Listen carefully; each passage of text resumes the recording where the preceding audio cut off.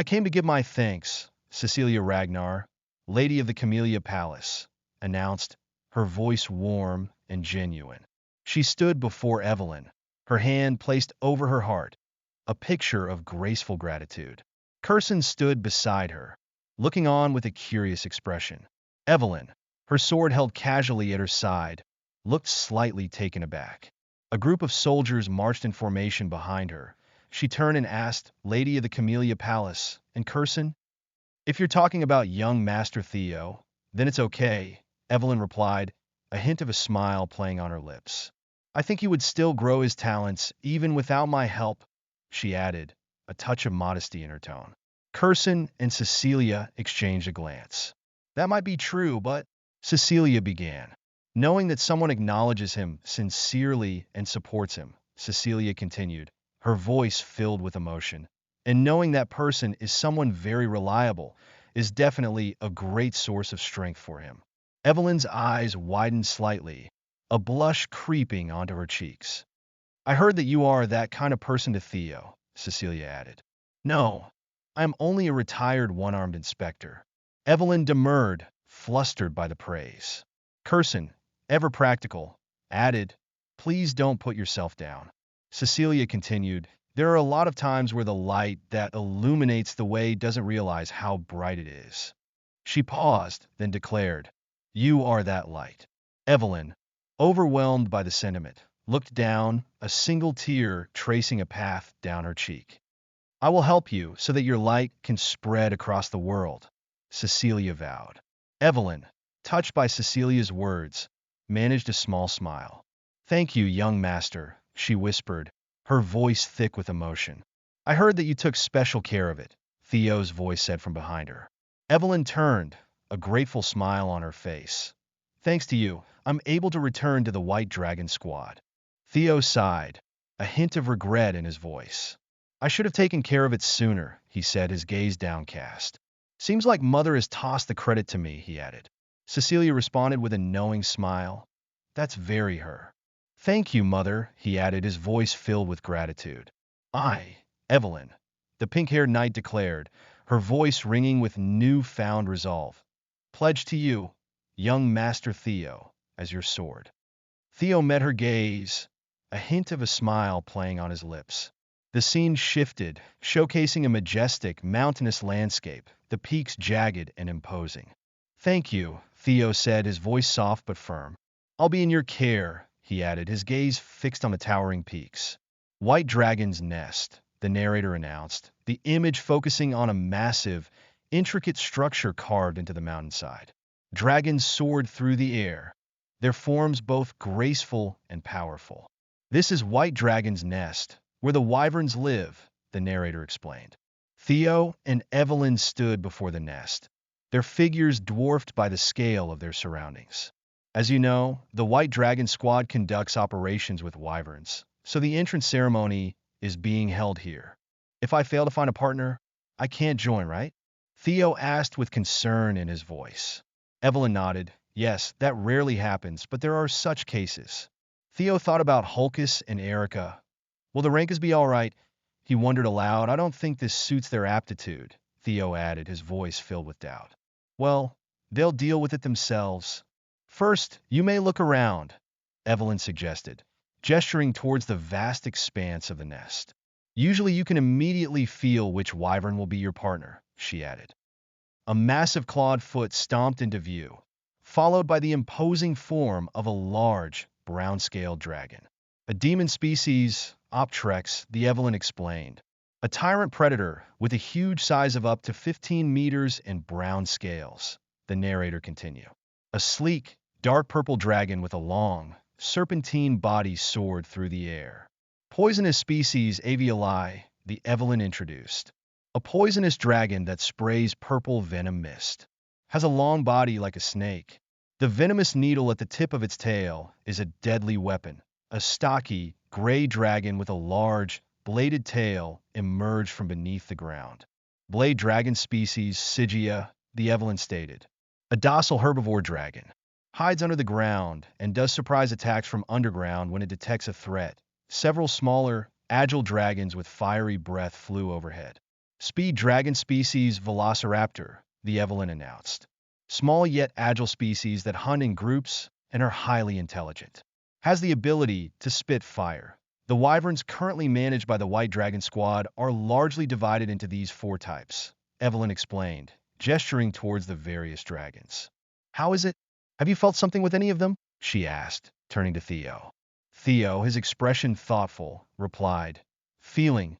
He paused, then added, I do have my eyes on a certain one, but I can't see it here. To Theo's voice returned, providing a flashback. 6 years after the Great War, there was a mutated wyvern that infiltrated the White Dragon's nest. A shadowy, demonic-looking dragon was shown wreaking havoc, its form menacing and powerful, and exterminated hundreds of wyverns that were carefully raised by the White Dragon Squad. The scene shifted, depicting the aftermath of the attack. Villages in flames and fallen inspectors. That day, 8 villages were burned down and dozens of inspectors were killed. Ragnar classified the demonic shadow dragon as a second-degree disaster and ordered to exterminate it. In the end, it was caught after the demon dragon and sword dragon stepped in, Theo stated, as a silhouette of the demonic shadow dragon was shown. The demonic shadow dragon was a nickname given to it because it had the characteristic of hiding in the shadows. It would be nice to have a partner with that much potential, Theo mused. He recalled the events of the past, the characteristics of that dragon I saw in the past. He muttered, his gaze fixed on a point in the distance. Suddenly, a sleek, dark dragon with glowing blue eyes swooped down from the cliffs. Found it, Theo exclaimed, his voice filled with excitement. Several wyvern and a landscape are shown. The commander, sitting atop with his own dragon, observed Theo with a knowing smile. OSA noticed Julius's excitement, commenting, You look happy. The commander chuckled. Isn't it weirder if I'm not? He then added, a hint of pride in his voice. I unexpectedly brought in a dragon under my wings. That's good. OSA commented, a smile on her face. She turned to Theo, adding, I was just about to talk about that. Julius, his gaze fixed on OSA, remained silent. OSA continued, addressing the commander.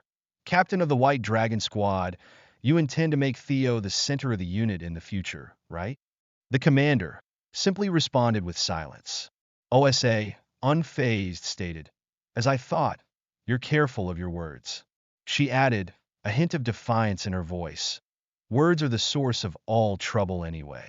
OSA, his gaze fixed on Julius, mused, You seem to have a bigger picture. The commander, his expression softening, simply replied, I didn't say anything. OSA approached the commander, a determined look on her face. Don't worry. I came to make an offer for that kid. The commander, his expression curious, asked, What are you thinking? The commander thought to himself, Theo already chose the White Dragon Squad. He can't go to the Plum Blossom Palace. He then wondered, what is she going to offer? OSA whispered to the commander, Let's share him. The commander, his eyes widening in surprise as OSA added, What do you think? Several wyverns, their forms diverse and colorful, soared through the air, their cries echoing across the landscape.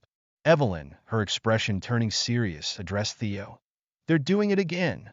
Theo then asked, Do you know about the wyvern there? Evelyn, his gaze fixed on a particular wyvern, responded, That wyvern has been an outcast for a long time. She continued, I've tried to do something about it, but it's of no use. Evelyn added, It's not a wyvern in the first place, so it's probably being rejected by the others. Theo, his brow furrowed in confusion, exclaimed, Huh? It's not a wyvern? Evelyn explained, Yes. It was born to a female wyvern and a male biffer. Theo gasped. Theo, his voice filled with disbelief, exclaimed, Isn't a biffer a first-grade monster that lives in the depths of the sea? He then added, his voice filled with confusion, How could it? Evelyn responded, That's the mystery. She continued, Originally, it was impossible to happen. A first-grade monster is on the level of a natural disaster such as typhoons and heavy rain. The narrator explained, the image of a massive, powerful dragon filling the scene. Even one of them will cause enormous damage if one crosses the barrier. A biffer is a powerful ghost species that lives in the shadows of the forest. Theo mused. So its abilities as a demonic shadow dragon should be from its father, a biffer. So when it was born, it became a big issue in the White Dragon Squad. The Theo stated, the image shifting to a scene of chaos and conflict within the nest. At first, we decided to observe it after letting it stay in the nest. Evelyn continued with concern, but the other wyverns aren't accepting that kid. She added, isolating it is also not a good method, so we're very concerned. Theo, his gaze fixed on the isolated wyvern, asked, what's that kid's name? Evelyn responded, it's Umbra. She then explained, it means shadow in an ancient language. Theo, a smile playing on his lips, stated, there's more reason for me to choose that kid. He added with conviction, shadow, that's a good name. Evelyn, her expression filled with surprise, exclaimed, young master, what are you doing? Theo had moved closer to the isolated wyvern, his intentions unclear. Theo declared, my partner is that kid. She asked, what? What do you mean? Theo, his movements swift and decisive, leaped towards the isolated wyvern. I'm going first. Evelyn, her voice filled with alarm, cried out, young master. Theo landed on a rocky formation as his eyes turned red and stated, this time, I'll make you live a different life, Umbra, he continued, his voice filled with a sense of shared destiny, just like me. Theo released a large energy beam on the ground.